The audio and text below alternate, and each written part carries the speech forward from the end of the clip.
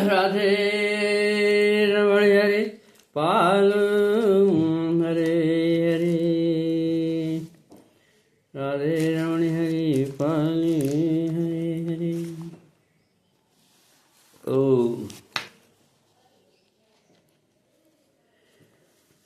सज्जनों, भक्तों, सब कायत्रों, आप सबके सामने फिर मैं अपना आज प्रस्तुत हुआ हूँ श्रीमद् भागवत गीता स्वरूप अध्याय 5 कर्मयोग। श्लोक क्रमांक 5 से आपके सामने फिर प्रसंग प्रारंभ करता हूँ। आशा है आपको अच्छा लगेगा। यत्साख्ये प्राप्यते स्थानं तद्धोरपि गप्यते एकं साक्ष्यं च योगं चाया पश्यति सा पश्यति। जो यह जानता है कि विश्लेषण अध्ययन द्वारा प्राप्त स्थान भक्ति द्वारा भी प्राप्त किया जा सकता है, इस तरह जो साक्ष्य युक्त तथा भक्तियों को एक समान देखता है वह वस्तुओं का यथारूप देखता है। तात्पर्य दार्शनिक शोध का वास्तविक उद्देश्य जीवन के चरम लक्ष्य की खोज है। चूंकि जीवन का चरम लक्ष्य आत्म साक्षात्कार है, अतः इन दोनों विधियों से प्राप्त होने वाले परिणामों में कोई अंतर नहीं है। साख दार्शनिक शोध के द्वारा इस निष्कर्ष पर पहुंचा जाता है कि जीव भौतिक जगत का नहीं अभूतपूर्ण परमात्मा का अंश है। फलतः यह आत्मा का भौतिक जगत से कोई सरोकार नहीं होता है, उसके सारे कार्य परमेश्वर से संबंध होने चाहिए। जब वह कृष्ण भावना मृतस्थ कार्य करता है तभी वह अपनी स्वाभाविक स्थिति में होता है। साख विधि से मनुष्य को पदार्थ से विरक्त होना पड़ता है और भक्ति योग में उसे कृष्ण भावना कर्म में आसक्त होना पड़ता है। वस्तुतः दोनों ही विधियां एक हैं। यदि ऊपर से एक विधि में व्यक्ति दिखती है और दूसरे में शक्ति, जो पदार्थ से व्यक्ति और कृष्ण में शक्ति एक तरह से दिखता है, वस्तुओं के यथारूप दिखता है। संन्यासस्तु महाबाहो दुःखां त्वं योगितः योगमुक्तो ब्रह्माणाधिगच्छति। भक्ति में लगे बिना केवल समस्त कर्मों का त्याग करने में कोई सुखी नहीं बन जा सकता, परंतु भक्ति में लगा हुआ विचारवान व्यक्ति शीघ्र परमेश्वर को प्राप्त कर लेता है। तात्पर्य सन्यासी दो प्रकार के होते हैं। मायावादी सन्यासी शास्त्र दर्शन के अध्ययन में लगे रहते हैं, तथा वैष्णव सन्यासी वेदांत सूत्रों के यथार्थ भागवत दर्शन के अध्ययन में लगे रहते हैं।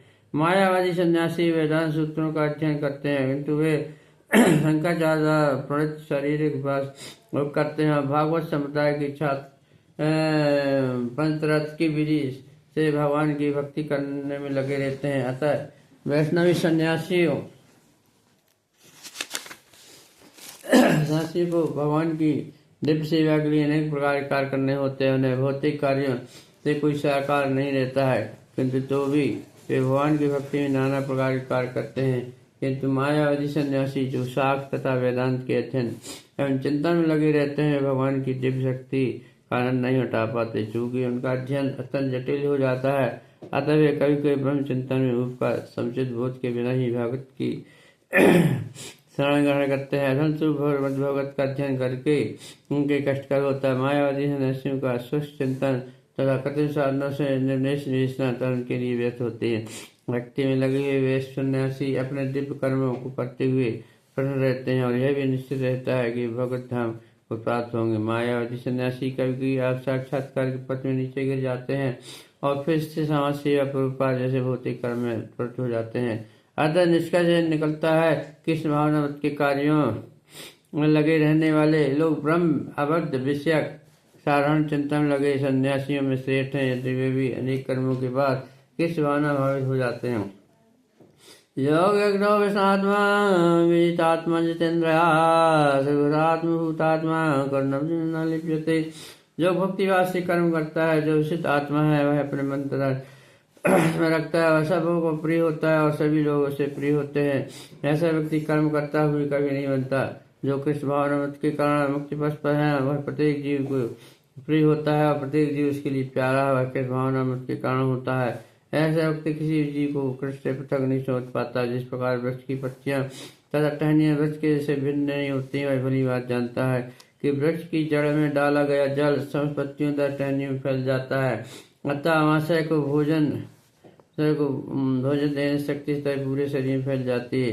क्योंकि कृष्ण भावना मत में कर्म करने वाला सबों का दास होता है, अतः वह हर एक को प्रिय होता है। क्योंकि प्रत्येक व्यक्ति उसके कर्म से प्रसन्न रहता है, अतः उसकी चेतना शुद्ध होती है। क्योंकि इसकी चेतना शुद्ध रहती है, अतः इसका मन पूर्णतः नियंत्रण में रहता है। मन में के नियंत्रण होने से उसकी इंद्रिय संयमित रहती हैं। क्योंकि उसका मन सदैव कृष्ण में स्थिर रहता है, अतः उसके विचल होने का प्रश्न ही नहीं उठता और न ही उसे कृष्ण से संबंधित व्यक्ति अन्य कार्यों में अपनी इंद्रियों को लगाने का अवसर मिलता है। वह कृष्ण कथा के अतिरिक्त और कुछ सुनना नहीं चाहता। वह कृष्ण को अर्पित किए हुए भोजन के अतिरिक्त अन्य कुछ नहीं खाना चाहता और न ऐसे स्थान में जाने की इच्छा रखता है जहाँ कृष्ण संबंधी कारण होता है, अतः उसकी इंद्रियां वश में रहती हैं। ऐसे व्यक्ति जिसकी इंद्रिय संयमित हो वह किसी के प्रति अपराध नहीं कर सकता। इस पर कोई यह प्रश्न कर सकता है तो फिर अर्जुन कन्या के प्रति युद्ध में आक्रामक क्यों था? क्या वह कृष्ण भावना भावित नहीं था? वस्तः अर्जुन ऊपर से आक्रामक था, क्योंकि जैसा कि तीर्थ में बताया जा चुका है कि आत्मा के अवध होने के कारण युद्ध भूमि में एकत्र हुए सारे व्यक्ति अपने अपने स्वरूप में जीवित बने रहेंगे। अतः दृष्टि से कुरुक्षेत्र की युद्ध भूमि में कोई मारा नहीं गया। वहां पर स्थित कृष्ण की आज्ञा से केवल उनके वस्त्र बदल दिए गए। अतः अर्जुन कुरुक्षेत्र की युद्ध भूमि में युद्ध करता हुआ भी उसका युद्ध भी नहीं कर रहा था। वह तो पूर्ण कृष्ण भावना मत में कृष्णा के आदेश का पालन मत कर रहा है और ऐसा व्यक्ति कभी कर्म बंधन में नहीं बनता। नम करोमिति युक्तो मनिये तत्त्वतः वैश्य श्रवण सन्नाथान् स्पन् सता प्लावन् सङ्ग्रहणन् विशन्नपि इन्द्राणीन्द्रियार्थायेषु वर्ततः इति धारयन्।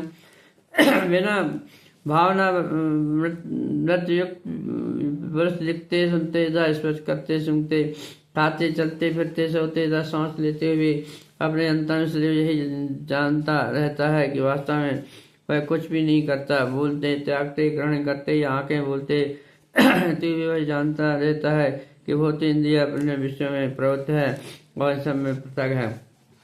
तात्पर्य, क्योंकि कृष्ण भावना भावी व्यक्ति का जीवन शुद्ध होता है, फलतः उसे निकट तथा दूरस्थ कारणों कर्ता कर्म स्थान प्रयास तथा भाग पर निर्भर किसी कार्य से कुछ लेना नहीं रहता है। इसका कारण यह है कि भगवान की दिव्य सेवा में लगा रहता है। यदि ऐसा प्रतीत होता है कि वह अपने शरीर तथा इंद्रियों में कर्म कर रहा होता है, किंतु वह अपनी वास्तविक शरीर के प्रति सचेत रहता है, जो कि आध्यात्मिक व्यवस्था है। भौतिक चेतना में इंद्रियां इंद्रिय में लगी रहती हैं, किंतु कृष्ण भावना मन में कृष्ण की इंद्रियों की दृष्टि में लगी रहती हैं। अतः ऐसा कृष्ण भावना व्यक्ति सदा मुक्त रहता है, भले ही वह ऊपर भौतिक कार्यों में लगा हुआ दिखाई पड़े। देखने सुनने के कार्य इंद्रियों के कर्म, उसकी चलना बोलना बल त्यागना आदि कर्म इंद्रियों के कार्य है। कृष्ण भावना भावी व्यक्ति कभी भी इंद्रियों के कार्य से प्रभावित नहीं होता। वह भगवत सेवा के अतिरिक्त कोई दूसरा कार्य नहीं कर सकता, क्योंकि उससे ज्ञात है कि भगवान शाश्वत दास है। ब्रह्मांध्याय कर्माणि संगत्यक्ता करोति लिप्यते न सापेन पद्मपत्रमिवाम्बासा। जो व्यक्ति कर्म फलों को परमेश्वर को समर्पित करके हस्तक का अपना कर्म करता है, पाप कर्म से उसी प्रकार अप्रभावित रहता है जिसका कल पद जल से अस्पर्श रहता है। तात्पर्य, यहाँ पर ब्राह्मणों का अर्थ है कृष्ण भावना मत में वह भौतिक जगत प्रति के तीनों गुणों की समग्र अभिव्यक्ति जैसे प्रधान की संज्ञा दी जाती है। वेद बंध सरलोम तात्पर्य एतद्वहं नाम रपन्नम जाते तथा भगवद गीता ने मायो योनि महद ब्रह्म से प्रकट है कि जगत की प्रत्येक वस्तु ब्रह्म की अभिव्यक्ति है। यद्यपि विकार भिन्न भिन्न रूप में प्रकट होते हैं, किंतु भी कारण से भिन्न। ये सब निश्चित कहा गया कि सारी वस्तुएं परम ब्रह्म पर कृष्ण संबंधित है, अतः वे केवल उन्हीं की हैं जो यह भली बात जानता है। प्रत्येक वस्तु कृष्ण की है और यही प्रत्येक वस्तु के स्वामी। अतः प्रत्येक वस्तु भगवान की सेवा में ही नियोजित है। उसे स्वभावतः शुभ अशुभ का फलों में कोई प्रयोजन नहीं रहता। यहाँ तक कि विशेष प्रकार का कर्म संपन्न करने के लिए भगवान द्वारा प्रयुक्त मनुष्य का शरीर भी कृष्ण भावना में संलग्न किया जाता है। तब वह पाप कर्मों की कलम से वैसे ही परे रहता है जैसे कि कमल पत्र जल में रहकर विभिन्नता नहीं। भगवान गीता भी कहते हैं, माय सर्वाणी कर्माणि संध्यस्यं पूर्णम कर्मों का मुझे करो। तात्पर्य, कृष्ण भावना में पूरे शरीर एवं इंद्रियों को अपना स्वरूप समझकर कर्म करता है, किंतु कृष्ण भावना भावी व्यक्ति को यह समझकर कर्म करता है कि वह देह कृष्ण की मूर्ति है, तैसे कृष्ण का प्रवृत्ति होना चाहिए। कायल मनसा बुद्ध्या केवलेन्द्रियर्पि योगन कर्म अंति संग त्यक्तात्मशुचिये। योगी जहाँ शक्ति रहित होकर शरीर मन बुद्धि इंद्रियों के द्वारा ही कह शुद्धि के लिए कर्म करते हैं। जब कृष्ण भावना मन में कृष्ण की इंद्रिय के लिए शरीर मन बुद्धि इंद्रियों द्वारा कर्म करता है तो वह भौतिक कर्म से मुक्त हो जाता है और कृष्ण भावना भावी व्यक्ति के कार्यों से कोई भौतिक फल प्रकट नहीं होता। अतः समान रूप से सदाचार कहे जाने वाले शुद्ध कर्म कृष्ण भावना मत में रहते हुए सरलता से संपन्न किए जा सकते हैं। श्री रूप रश्मि ने भक्त स्मरण सिंधु में इसका वर्णन कर हरेराश्यम करुणामन सागरा निखिलाशस्तासु जन्मुक्त उच्यते। अपने शरीर मन तथा बुद्धि वाणी से कृष्ण भावना मत में कर्म करता हुआ श्री व्यक्ति संसार में भी मुक्त रहता है। भले ही वह खातिर अनेक भौतिक कार्यक्रमों में व्यस्त क्यों न रहे, उसमें अहंकार नहीं रहता, क्योंकि वह इसमें विश्वास नहीं रखता कि वह भौतिक शरीर है अथवा शरीर उसका। वह जानता है कि यह शरीर नहीं है और न ही शरीर उसका, वह स्वयं कृष्ण का है और उसका शरीर भी कृष्ण की संपत्ति है। जब वह शरीर मन बुद्धि वाणी जीवन संपत्ति आदि से अपने प्रत्येक वस्तु को जो भी उसके अधिकार में है कृष्ण की सेवा में लगाता है तो तुरंत कृष्ण से जुड़ जाता है। वह कृष्ण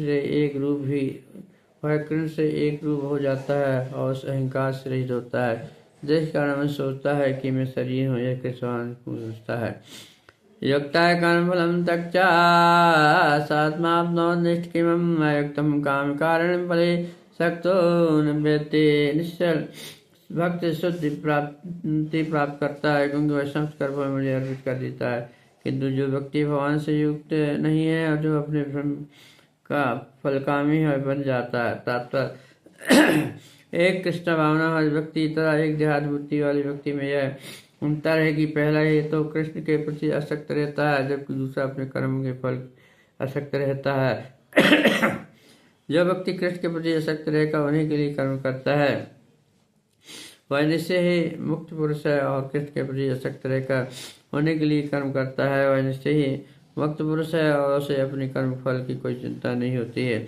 भगवान ने किसी कर्म के फल की चिंता के कारण परम सत्य के ज्ञान के बिना देत भाव में रहकर कर्म करना बताया गया है। कृष्ण भगवान श्री कृष्ण भावना मत में कोई देत नहीं रहता है। जो कुछ विद्यमान है वह कृष्ण की भक्ति का प्रतिफल है और कृष्ण सर्वमंगलमय है। अतः कृष्ण भावना मत में संपन्न सारे कार्य परम पद पर हैं, दिव्य होते हैं, उनका कोई भौतिक प्रभाव नहीं होता। इस कारण कृष्ण भावना मत में जी शांति से पूरित रहता है, किंतु जो इंद्रिय के लिए लाभ के लोभ में फंसा रहता है उसे शांति नहीं मिल सकती। यही कृष्ण भावना मत का रहस्य है। यह अनुभूति की कृष्ण के अतिरिक्त कुछ भी नहीं, शांति अभय का फल है। सर्वकर्माणि मनसा सन्न्यास्यास्ते सुखं वशी नवदारे पुरे देहि नरगुरतुम ग्रायना। जब देहधारी जीव आत्मा अपनी प्रकृति को वश में कर लेता है और मन से समस्त कर्मों का परित्याग कर देता है तब वह 9 द्वारों वाले नगर शरीर में बिना कुछ किए कराए सुखपूर्वक रहता है। तात्पर्य देहधारी जीव आत्मा 9 द्वारे वाले नगर में वास करता है और शरीर अथवा नगर रूपी शहर के कार्य प्राकृतिक गुणों द्वारा स्वयं संपन्न होते हैं। शरीर की परिस्थिति के अनुसार रहते हुए जीव परिस्थिति से परे भी हो सकता है। अपनी परा प्रकृति को विस्मृत करने के कारण वह अपने को शरीर समझ बैठता है, इसलिए कष्ट पाता है। कृष्ण भावना मत के द्वारा वह अपनी वास्तविक स्थिति को पुनः प्राप्त कर सकता है, उसी देह बंधन से मुक्त हो सकता है।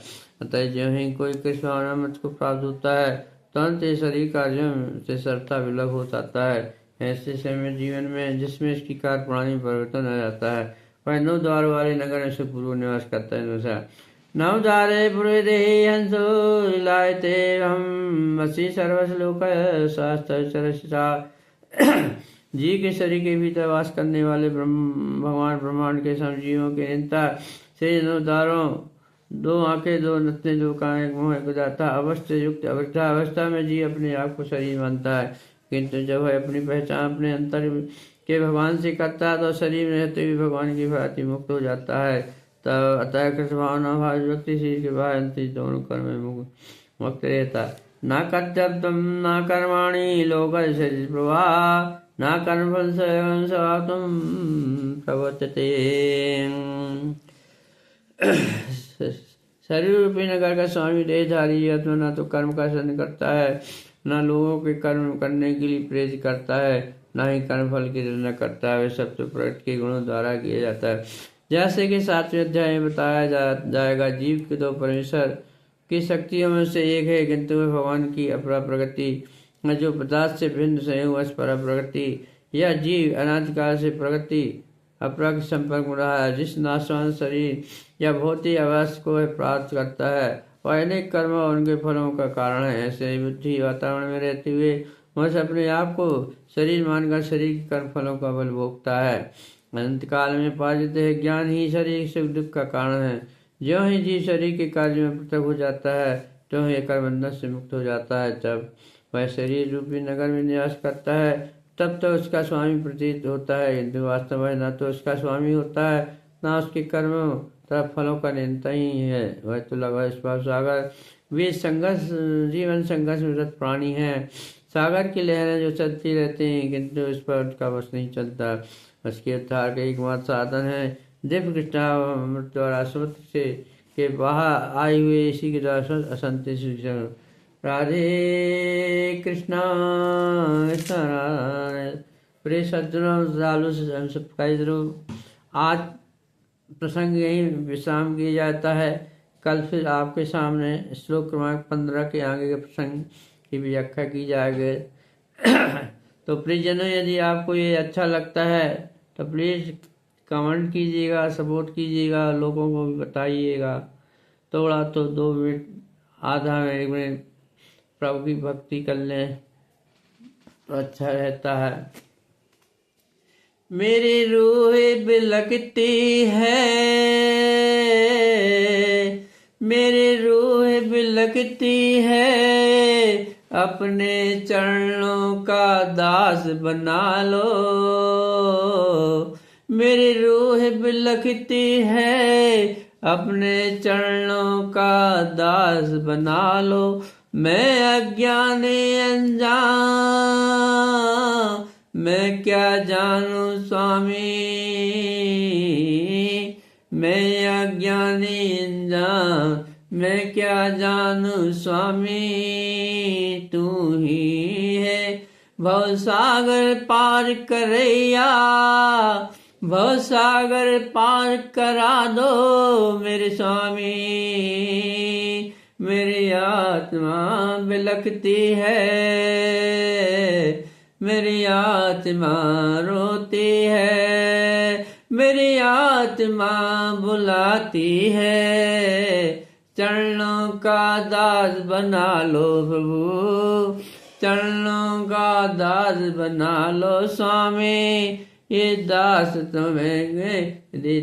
तुम्हें कहता है स्वामी, अपने चरणों की धूल बना लो स्वामी। ये संसार मिथ्या है, ये संसार झूठा है, इस संसार में रहकर मैं क्या करूं स्वामी, अपना दास बना लो मेरे स्वामी। ये रूह मेरे बिलखती है, चरणों का दास बना लो प्रभु, चरणों का दास बना लो। भक्ति का पान करा दो, मुक्ति का द्वार दिखा दो,